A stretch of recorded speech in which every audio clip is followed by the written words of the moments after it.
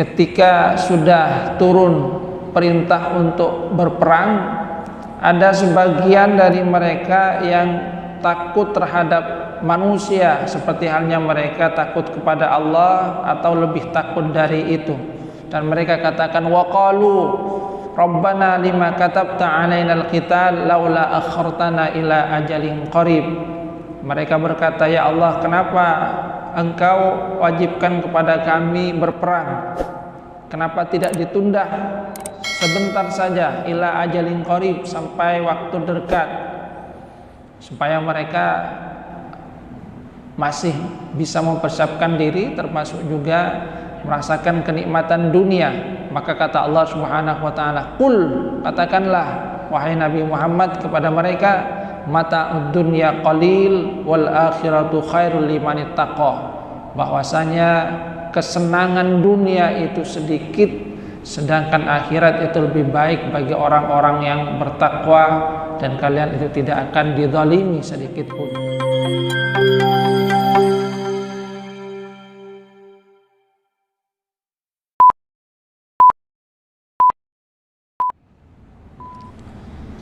Assalamualaikum warahmatullahi wabarakatuh.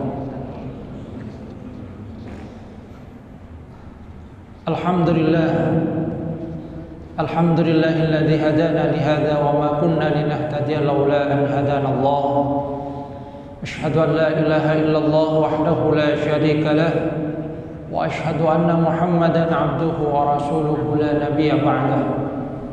Allahumma salli ala Muhammad wa ala ali Muhammad kama sallaita ala ali Ibrahim wa barik ala Muhammad wa ala ali Muhammad kama barakta ala ali Ibrahim fil alamin innaka Hamidum Majid.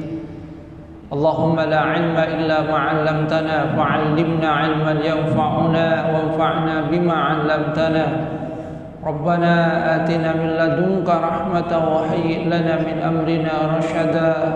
Rabbi shrah li sadri wa yassir li amri wahlul 'uqdatam min lisani yafqahu qawli. Amma ba'du. Hadirin jamaah salat subuh rahimakumullah, kita lanjutkan kajian tafsir.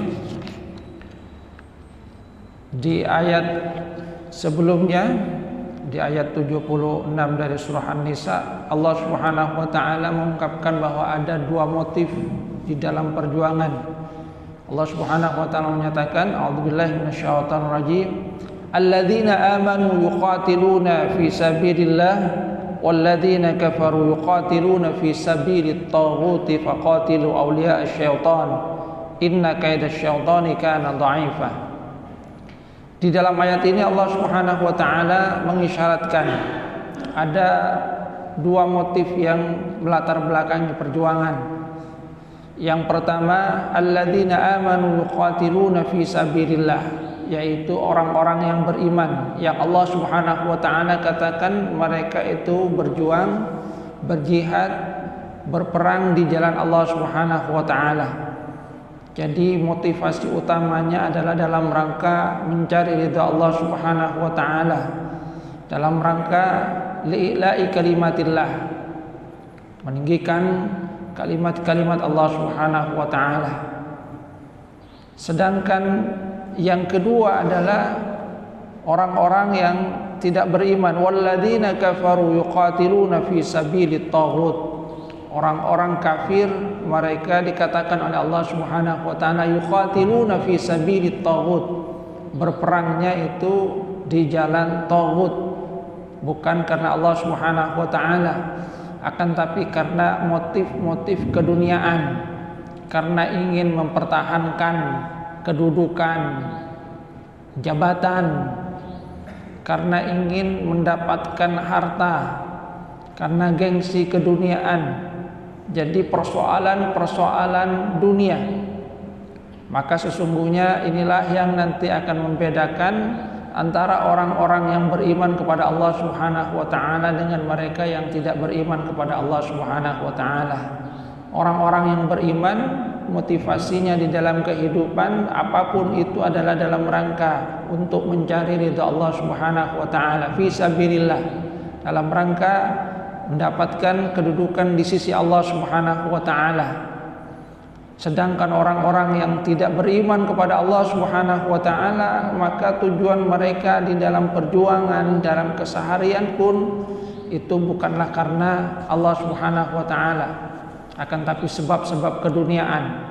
Ada yang karena ingin mendapatkan kedudukan. Ketika mereka mendapatkan kedudukan, mereka ingin mempertahankan kedudukan itu dengan sebaik-baiknya. Kalaupun mereka belum mendapatkan kedudukan, maka mereka menginginkan agar mereka mendapatkan kedudukan yang lebih tinggi. Ada yang karena persoalan harta, ingin mendapatkan harta. Makanya kemudian kalau kita lihat di masa lalu, para penjajah itu datang ke Indonesia itu kan karena persoalan-persoalan harta itu kan. God, glory, gospel itu yang diistilahkan, bagaimana mereka itu datang dalam rangka menjarah kekayaan alam yang ada di Indonesia. Untuk apa? Untuk mereka keruk, mereka bawa pulang ke negara mereka dalam rangka keduniaan, tidak peduli akan penderitaan yang dialami oleh rakyat atau bangsa yang mereka jajah.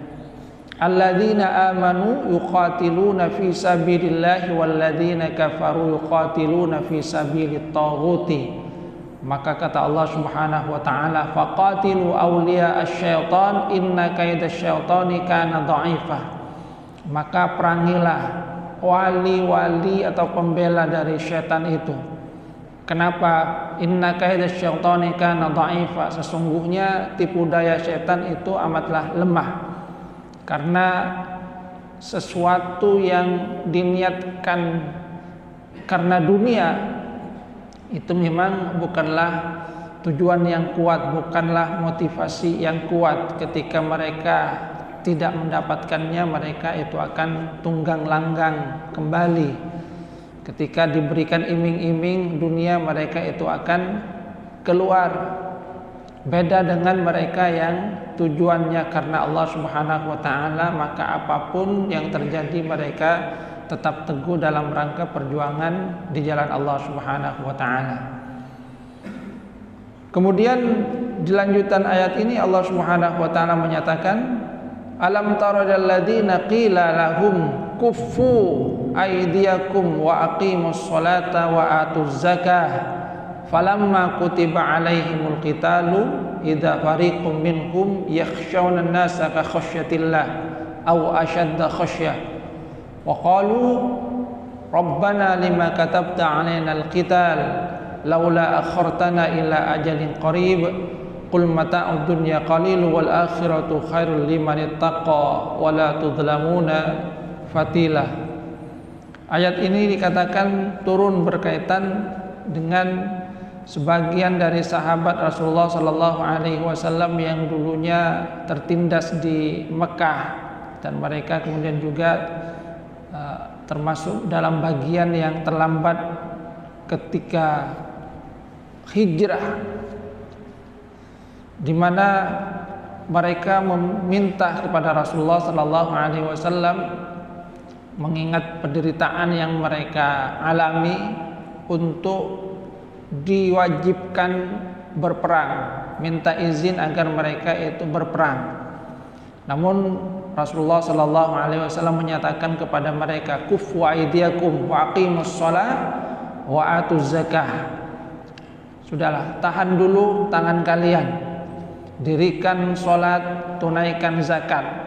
Karena pada waktu itu umat Islam dalam keadaan lemah, di mana tenaga mereka itu masih dibutuhkan. Karena di dalam perjuangan pun sesungguhnya ada strategi yang harus dipikirkan agar umat Islam tetap berada di muka bumi ini. Kalau mereka pada saat itu melakukan peperangan, mungkin saja karena jumlah mereka masih sedikit, mereka akan mengalami kekalahan. Dan itu yang tidak diinginkan oleh Rasulullah Sallallahu Alaihi Wasallam, dan mereka juga belum mendapatkan izin dari Allah Subhanahu Wa Taala untuk berperang. Maka Rasulullah sallallahu alaihi wasallam memerintahkan kepada mereka, kuffu aydiyakum, tahan dulu tangan kalian, wa aqimus sholata wa atuz zakah, fokus terlebih dahulu untuk beribadah kepada Allah Subhanahu wa taala, memohon pertolongan kepada Allah Subhanahu wa taala sampai nanti Allah Subhanahu wa taala memberikan izin untuk berperang. Namun kemudian ketika turun perintah untuk berperang, falamma kutiba alaihimul qitalu idza fariqum minhum yakhshawnan nasa ka khasyatillah. Ketika sudah turun perintah untuk berperang, ada sebagian dari mereka yang takut terhadap manusia, seperti halnya mereka takut kepada Allah atau lebih takut dari itu.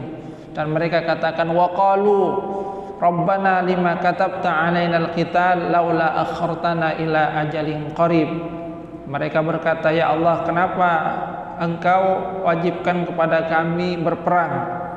Kenapa tidak ditunda sebentar saja, ila ajalin qarib, sampai waktu dekat, supaya mereka masih bisa mempersiapkan diri, termasuk juga merasakan kenikmatan dunia. Maka kata Allah Subhanahu wa taala, qul, katakanlah wahai Nabi Muhammad kepada mereka, mata'ud dunya qalil wal akhiratu khairul liman ittaqa, bahwasanya kesenangan dunia itu sedikit, sedangkan akhirat itu lebih baik bagi orang-orang yang bertakwa, dan kalian itu tidak akan dizalimi sedikit pun. Ada perbedaan pandangan di kalangan para ulama tentang akhir dari ayat ini. Apakah ayat ini turun kepada orang-orang yang kuat keimanannya atau yang lemah keimanannya, atau kepada orang-orang munafik, atau kepada orang-orang Yahudi?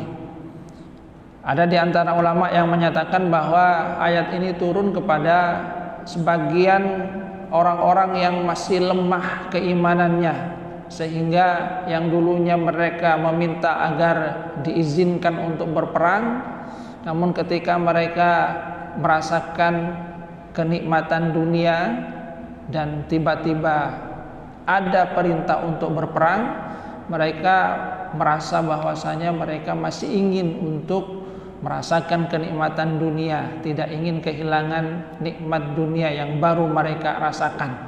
Karena sebelumnya mereka ditindas oleh orang-orang Quraisy, orang-orang kafir Quraisy.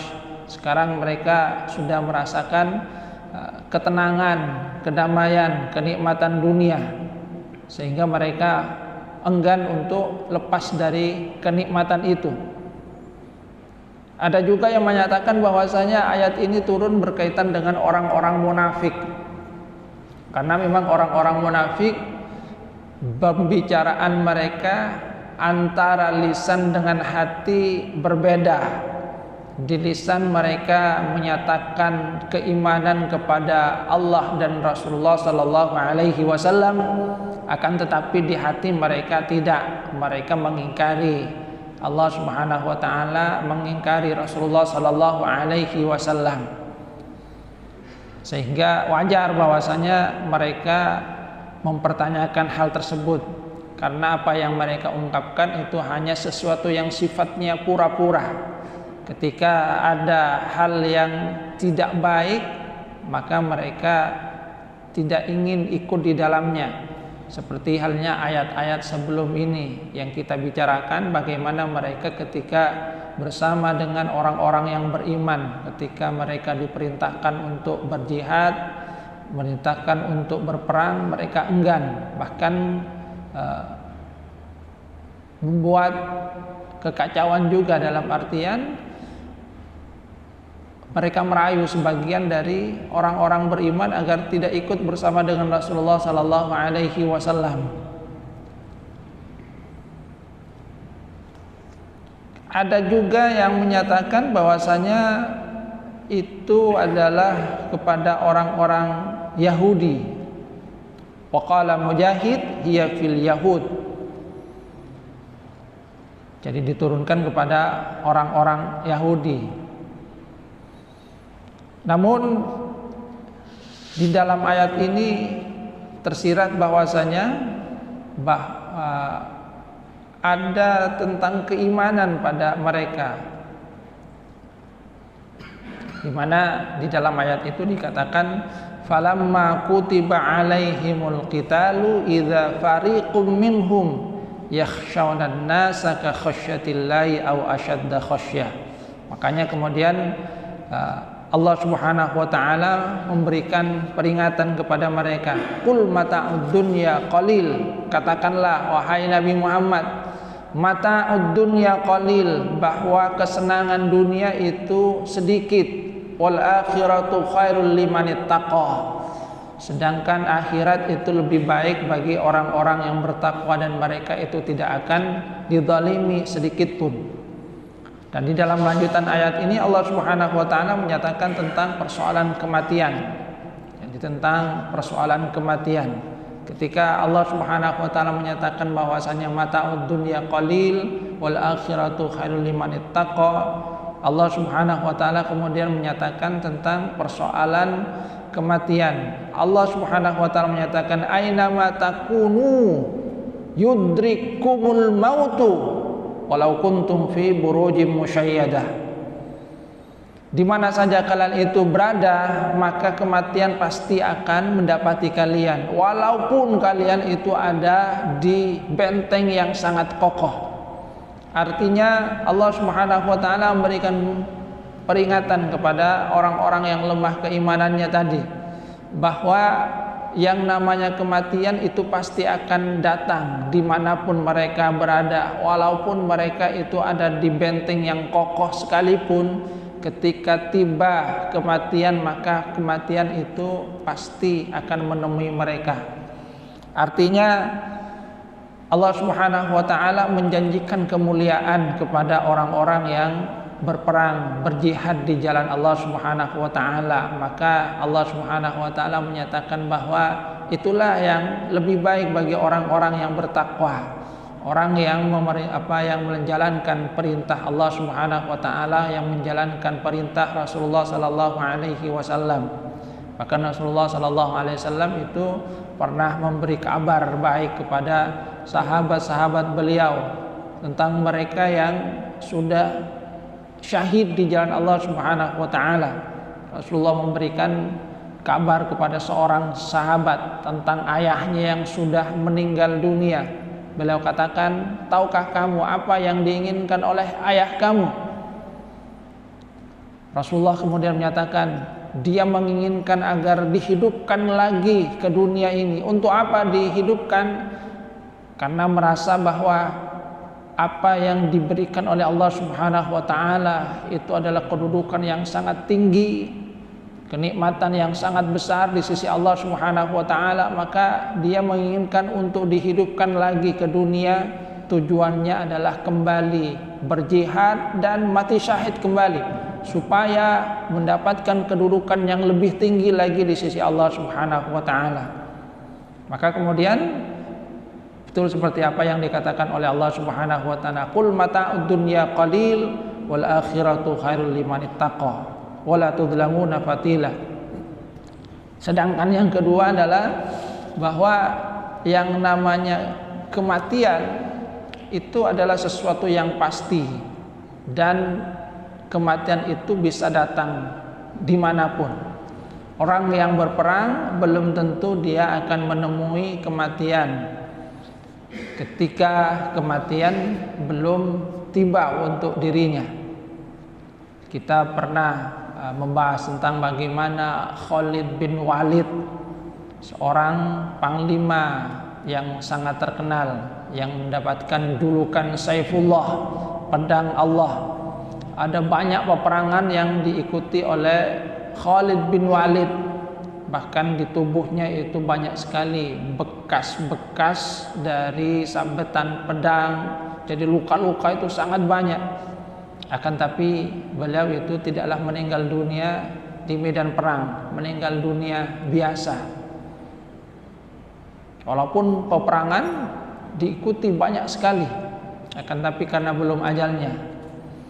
Tapi ada juga yang seperti halnya Umar bin Khattab meninggal dunia di masjid. Dalam artian kemudian oleh mereka yang tidak suka kepada Umar bin Khattab, Abu Lu'lu kemudian kan dibunuh gitu. Artinya seperti halnya yang disyaratkan oleh Allah Subhanahu wa taala, aina takunu yudrikumul mautu walau kuntum fi burujim musyayyadah. Supaya orang-orang yang di dalam hatinya itu ada ketakutan, yakhshawnan nasa ka khasyatillah, mereka itu menyadari bahwa kematian itu adalah sesuatu yang pasti akan menemui manusia dimanapun mereka itu berada. Walaupun mereka bersembunyi di benteng yang kokoh, akan tapi ketika kematian itu datang, maka kematian itu pasti akan mendatanginya, tidak akan luput. Maka sesungguhnya yang diperintahkan oleh Allah Subhanahu wa taala adalah hendaklah kita mencari kematian yang indah. Jadi kematian yang indah. Kematian di jalan Allah Subhanahu wa taala merupakan kematian yang indah. Kematian ketika melakukan amal solih itu adalah kematian yang indah. Karena sekali lagi semua manusia itu pasti akan menemui ajalnya, akan tapi manusia tidak tahu bagaimana akhir dari kehidupannya. Maka sesungguhnya yang lebih penting itu adalah bagaimana seorang itu mempersiapkan diri dalam rangka menghadapi kematian ini. Ya, kita kemarin kehilangan salah seorang saudara kita, tapi kita melihat bahwasanya kematiannya itu adalah kematian yang sangat indah. Kematian pada saat membaca Al-Quran.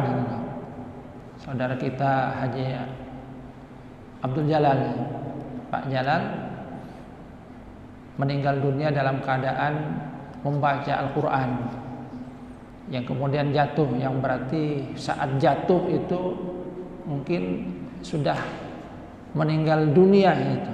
Jadi meninggal dunianya pada saat membaca Al-Quran. Cuma kita yang ada di sekitarnya tidak tahu bahwa saat itu sudah nazak itu. Sama mungkin cerita seperti halnya Nabiullah Sulaiman.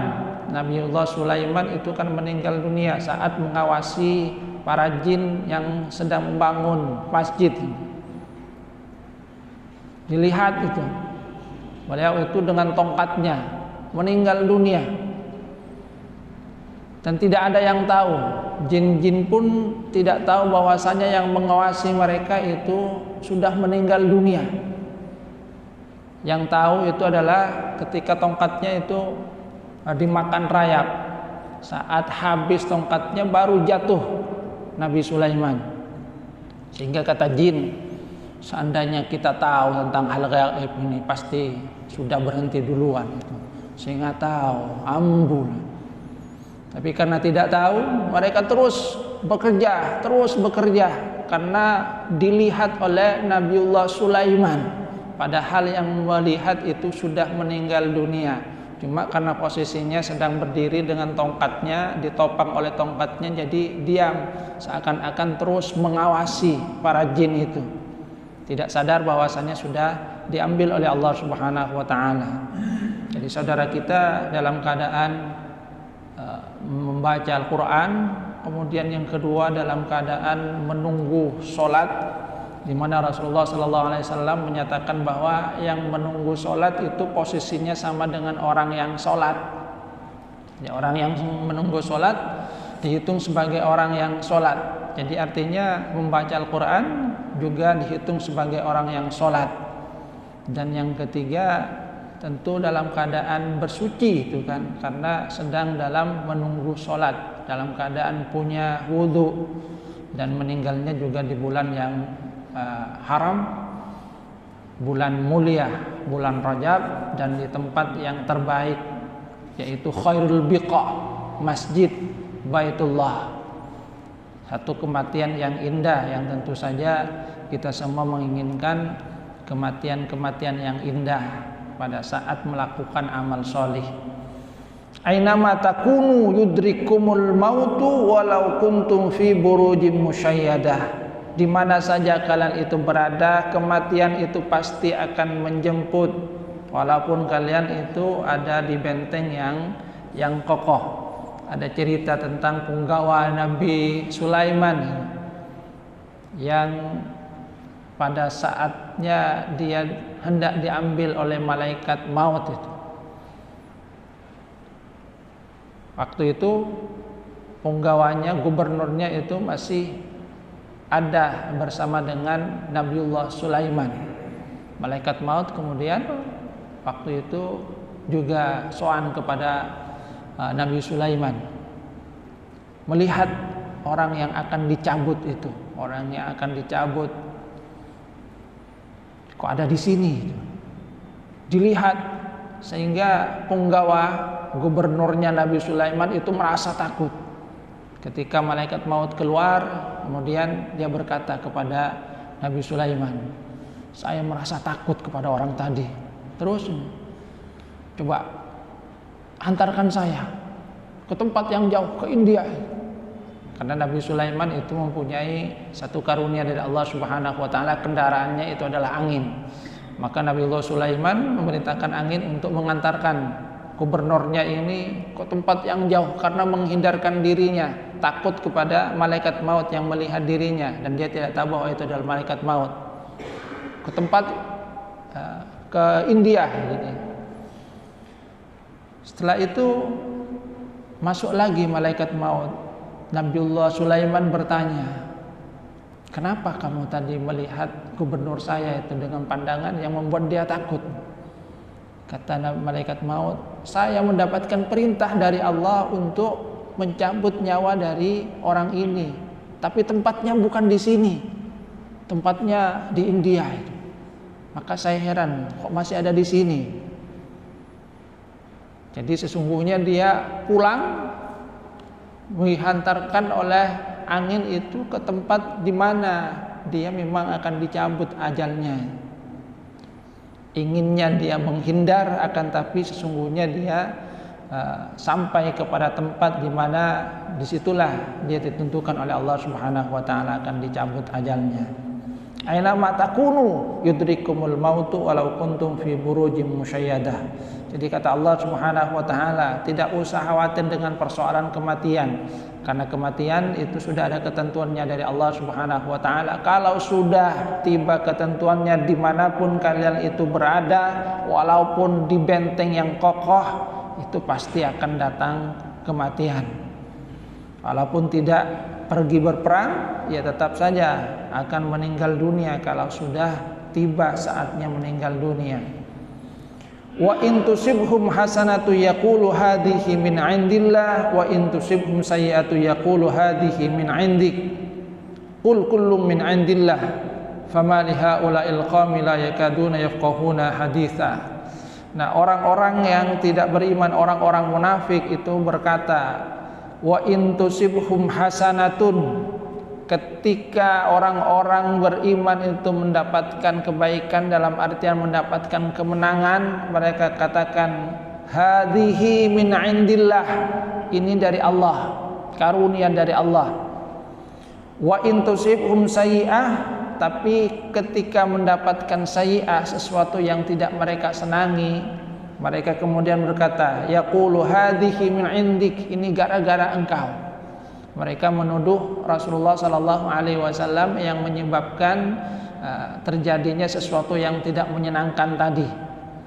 Maka Allah Subhanahu wa taala menyatakan qul kullu min 'indillah, katakanlah semua itu dari Allah Subhanahu wa taala, di sisi Allah. Famali haula'il qaumi la yakaduna yafqahuna haditsa. Kenapa mereka itu hampir-hampir tidak memahami pembicaraan? Jadi Allah Subhanahu wa taala menegaskan bahwa semua yang terjadi itu adalah di sisi Allah Subhanahu wa taala. Qul kullu min 'indillah. Yang isyaratnya bahwa apapun yang terjadi sesungguhnya adalah sesuai dengan kehendak Allah Subhanahu wa taala. yang di dalamnya itu juga ada hikmah. Bagi orang-orang yang beriman maka semuanya itu adalah sesuatu yang baik, tinggal bagaimana menyikapinya. Bukan kemudian ketika mendapatkan sesuatu yang menyenangkan mereka merasa bahwa itu adalah karunia dari Allah Subhanahu wa taala, dan ketika itu tidak berjalan dengan baik mereka kemudian menuduh Rasulullah sallallahu alaihi wasallam sebagai penyebabnya. Tidak, kata Allah Subhanahu wa taala, semua itu adalah ketetapan dari Allah Subhanahu wa taala yang di dalamnya itu sesungguhnya ada hikmahnya. Karena sesuatu yang buruk dalam pandangan seseorang itu belum tentu buruk dalam pandangan yang lainnya. Orang yang sakit misalnya, bagi orang yang sakit sesungguhnya di dalam sisi agama misalnya itu kan merupakan salah satu wasilah untuk menggugurkan dosa. Dalam satu sisi memang adalah sesuatu yang tidak menyenangkan bagi dirinya, tapi sisi yang lain itu adalah sesuatu yang baik ketika dia menyikapinya dengan sabar, tidak mengeluh, menerima sebagai sebuah ketentuan dari Allah Subhanahu wa taala, maka itu akan menjadi penyebab dari gugurnya dosa-dosanya. Dan bagi orang lain, orang yang mengunjunginya, dia akan mendapatkan pahala dan dia juga akan mendapatkan pelajaran tentang pentingnya mensyukuri nikmat sehat. Karena yang namanya sehat itu adalah tajud, mahkota yang itu terlihat bagi orang yang sakit itu. Jadi orang yang sakit itu akan melihat kesehatan itu mahkota yang dipakai oleh orang-orang yang sehat, tapi yang melihat itu dikatakan bahwa hanya orang yang sakit bisa melihat mahkota itu. Karena kalau orang sehat itu kadang-kadang tidak menyadari bahwa itu adalah sebuah karunia yang berharga. Kenapa tidak menyadari?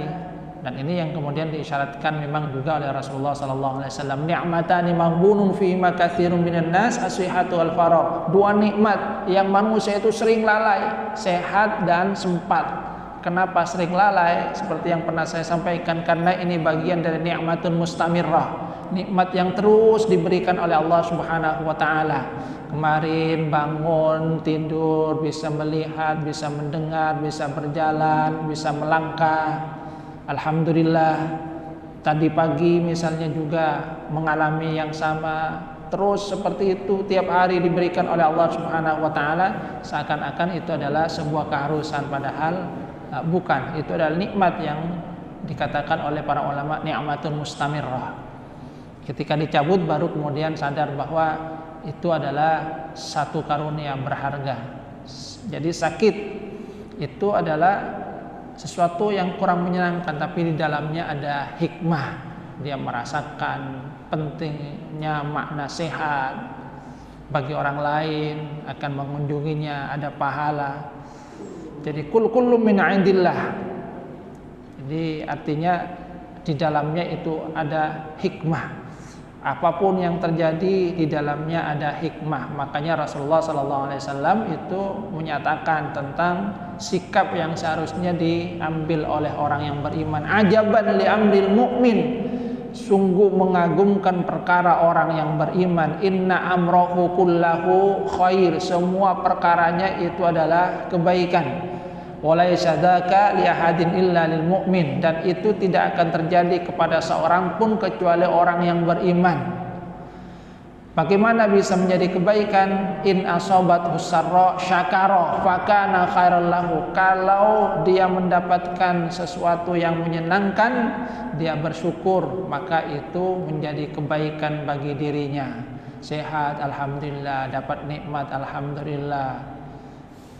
Khairul lahu.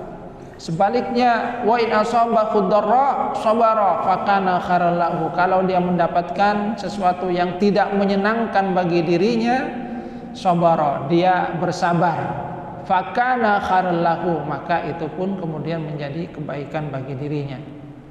Jadi Allah Subhanahu wa taala menegaskan di dalam ayat ini, qul kullu min indillah, semua itu adalah dari sisi Allah Subhanahu wa taala. yang di dalamnya itu ada hikmah yang ingin diberikan oleh Allah Subhanahu wa taala kepada manusia. Cuma kemudian Allah Subhanahu wa taala menyatakan ma asabaka min hasanatin faminallah wa ma asabaka min sayyi'atin famin nafsik wa arsalnaka linnasi rasulan wa kafabillahi syahida. Apa yang menimpa kamu berupa sesuatu yang baik itu adalah dari Allah Subhanahu wa taala. Wa ma asabaka min sayyi'ah famin nafsik. Adapun sesuatu yang tidak menyenangkan itu banyak bersumber dari kamu. Yang itu sesungguhnya ditujukan kepada orang-orang yang tidak beriman tadi, bahwa sesuatu yang menyenangkan, sesuatu yang baik sesungguhnya adalah dari Allah Subhanahu wa taala. Tapi kalau itu tidak baik sesungguhnya karena kamu salah menyikapi. Jadi karena salah menyikapi atau ada hal-hal yang tidak baik yang sesungguhnya kamu lakukan sebelumnya. Dan itu yang kemudian disyaratkan oleh Allah Subhanahu wa taala. Kenapa kemudian di dalam ayat ini redaksinya lebih tertuju kepada Rasulullah? Karena di ayat sebelumnya Allah Subhanahu wa taala menyatakan famaliha ulail qaumi la yakaduna yafqahuna haditsa. Kenapa mereka itu seperti halnya tidak memahami pembicaraan? Sudah diberitahu seperti ini kok belum paham. Maka di ayat sesudahnya Allah Subhanahu wa taala memberikan isyarat terhadap mereka itu. Kalau terjadi sesuatu yang menyenangkan itu semua memang dari Allah Subhanahu wa taala. Tapi kalau ada sesuatu yang tidak menyenangkan itu karena kamu. Kenapa bisa seperti itu? Pertama, salah menyikapi. Yang kedua, salah niat. Jadi artinya semuanya bersumber dari bagaimana kita menyikapinya tadi. Ketika sikap benar maka sesungguhnya yang didapatkan adalah hal yang benar. Inna kulla amrahu khair. Semuanya akan menjadi kebaikan manakala disikapi dengan baik. Jadi itu yang disyaratkan oleh Allah Subhanahu wa taala.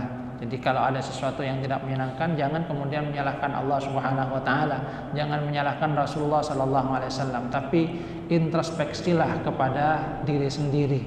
Mungkin ada salah yang kita lakukan, mungkin ada salah niat, salah motivasi, atau mungkin juga salah dari menyikapi apa yang diberikan oleh Allah Subhanahu wa taala. Karena segala sesuatu sekali lagi min indillah, itu ada hikmahnya. Allah Subhanahu wa taala yang mengatur dan Allah itu Maha tahu yang terbaik bagi hambanya. Hadirin jamaah rahimakumullah.